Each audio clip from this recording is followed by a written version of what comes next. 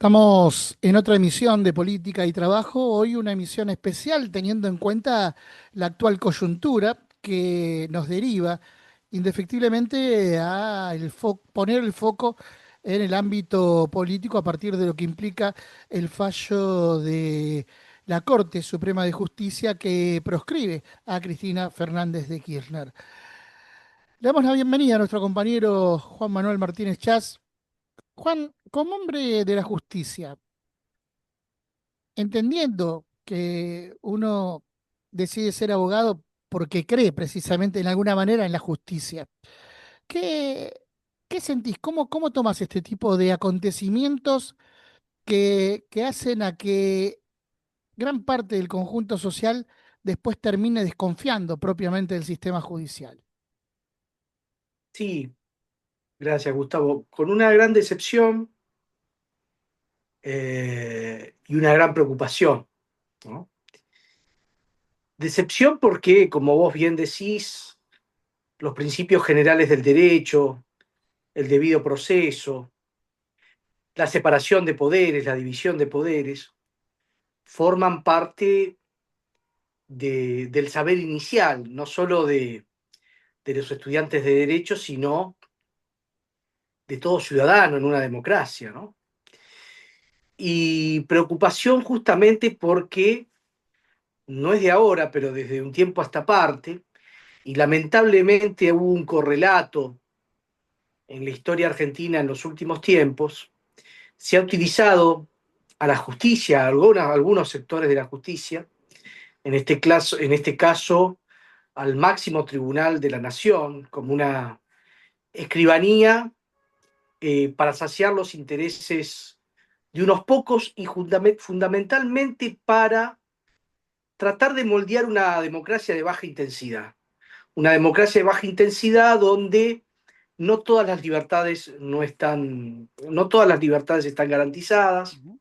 donde los derechos sociales no son parte de los derechos humanos fundamentales, sino que se dan en las medidas de las migajas que los grupos dominantes quieren dar a los sectores populares y fundamentalmente donde la, la persecución política que a lo largo del tiempo en Argentina se daba de otras maneras, se comienza a canalizar con el aparato judicial y mediático, ¿no? Para mí es una gran preocupación, no solo por el futuro de la justicia y del derecho en Argentina, sino por el futuro de la democracia y por el futuro de lo que pueden representar hechos como los que hemos vivido, procesos como los que hemos vivido, en la confianza en las instituciones y sobre todo porque la justicia, además de ser un poder del Estado, es un concepto, Ujú. ¿no? Y cuando el ser humano pierde la creencia en la justicia o cree que el sistema imperante no va a lograr justicia en las diferentes relaciones, en sus relaciones de vida, laborales, civiles y sociales, políticas, comienza a resquebrajarse los, eh, los, los nudos o las ataduras más importantes que tienen que ver con esta democracia que ya ha cumplido 40 años, ¿no? Pero que parecía, por lo menos de un tiempo a esta parte, que había consensos fundamentales que no iban a ser rotos si vemos cómo la voracidad del poder financiero domestica todo, hasta el concepto propio de justicia, moldándolo a las necesidades de unos pocos, ¿no? Estoy muy preocupado, Gustavo. En ese sentido, pensando efectivamente en esta democracia de baja intensidad, relacionado también con algún concepto que está muy presente en estos días, que tiene que ver con la idea de guerra híbrida, en función de que ambos se entrelazan, ¿crees que ha llegado el momento de empezar a discutir en profundidad la democracia liberal tal cual se la conoce hasta el momento y que hay que empezar a construir la idea de una democracia social tal cual estaba plasmada en la Constitución de 1949? Sí, obviamente, ¿no? Fundamentalmente porque si no la democracia se transforma en un esqueleto vacío y lo que se degrada es el sistema democrático a partir de un sistema político que lo coopta y de una superestructura jurídica que cree que el fin de una sociedad es que funcionen los poderes solamente de acuerdo a mandatos que tienen que ver con justamente las clases oligárquicas o las que presiden o tienen capacidad de incidir en las cuestiones del Estado. Pierde la capacidad de ser representativa esa Ujú. democracia, porque lo que uno elige después no tiene correlato en la práctica, no puede depositar en esa participación y en ese voto sus ansias, su modelo de país y demás.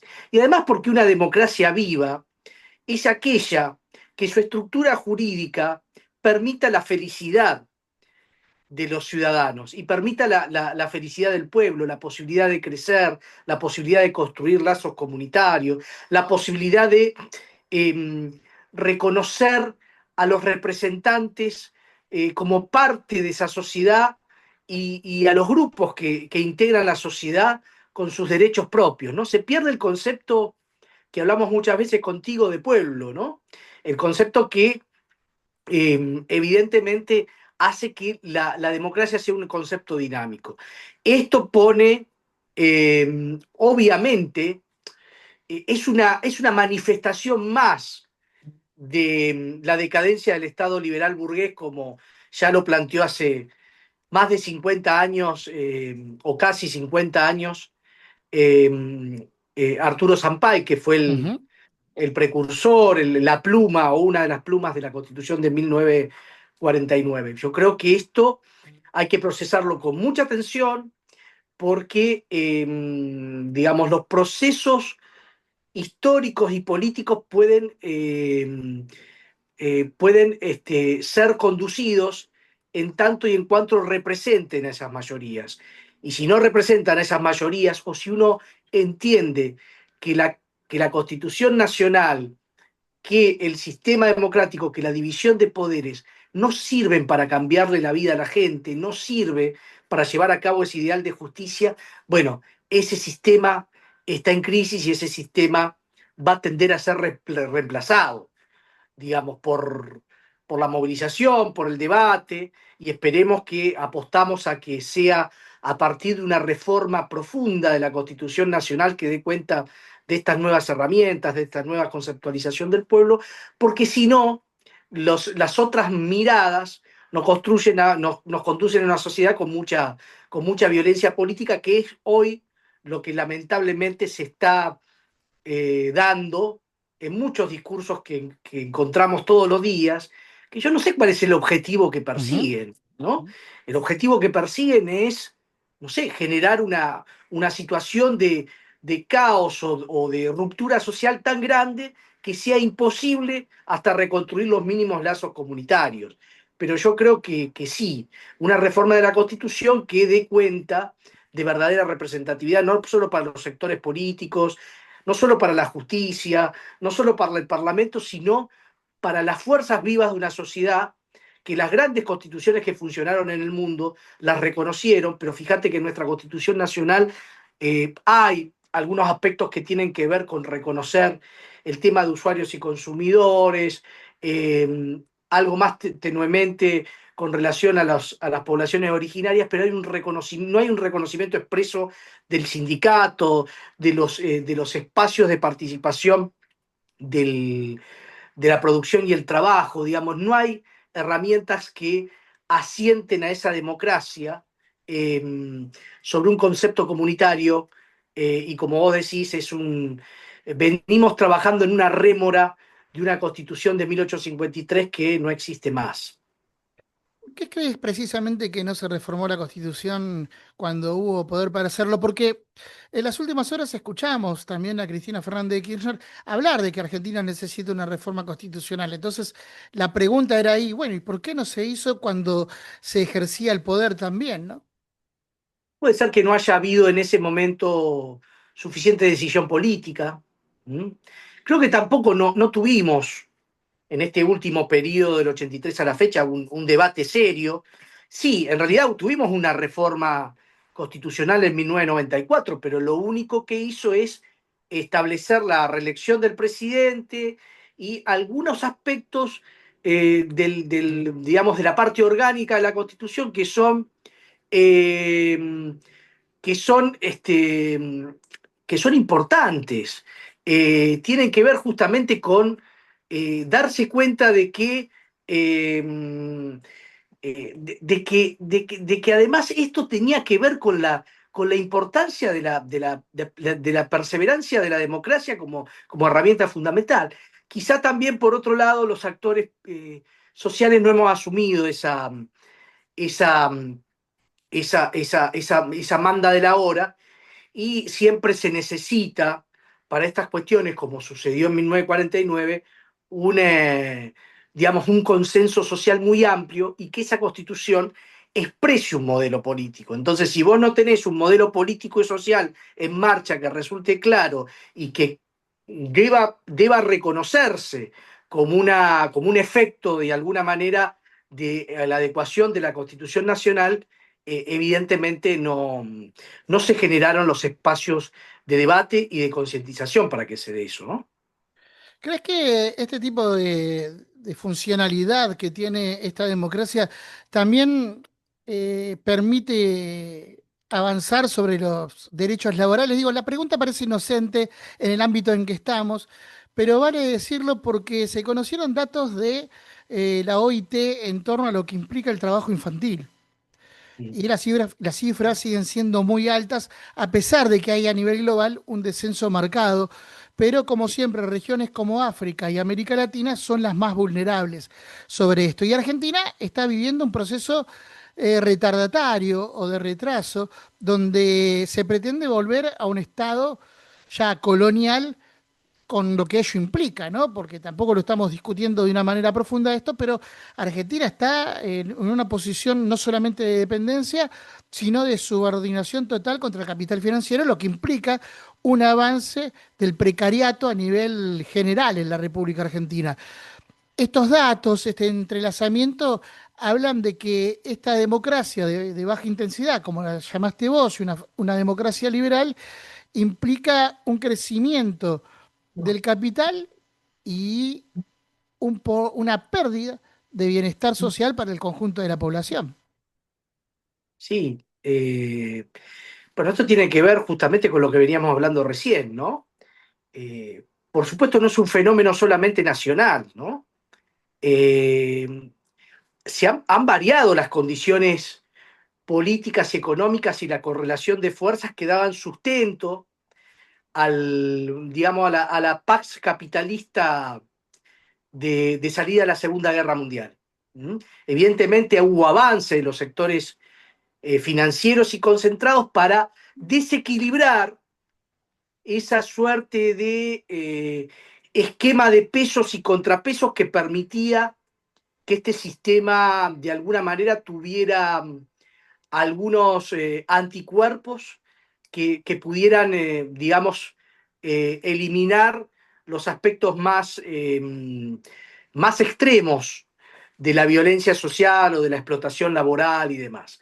Evidentemente, esto ha cambiado profundamente con la internacionalización del capital y la crisis del petróleo, para poner un ejemplo de principios de la década del 70, pero como vos decís, también tenemos un reforzamiento en los últimos años de un modelo del estatuto del coloniaje que retorna en Argentina, bajo otra mirada, bajo otra forma, bajo otros instrumentos, que, bueno, es necesario, como hizo Forja en aquellos años de principios de la década del 40, empezar a desmontarlo y empezar a clarificar a la sociedad y que ello se exprese en un proyecto político, en un proyecto político amplio, en un proyecto político representativo y en un proyecto político que, dando cuenta de la diversidad que tenemos en nuestro país, tenga una capilaridad y una territorialidad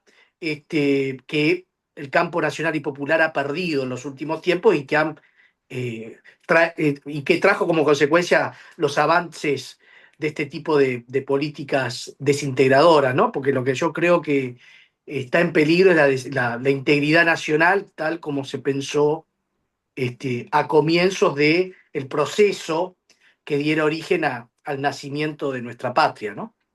¿Crees que este es un momento de conformar una resistencia en ofensiva o de conformar un mapa ofensivo y no de repliegue, teniendo en cuenta la avanzada judicial, pero también la avanzada política que hay contra el campo nacional?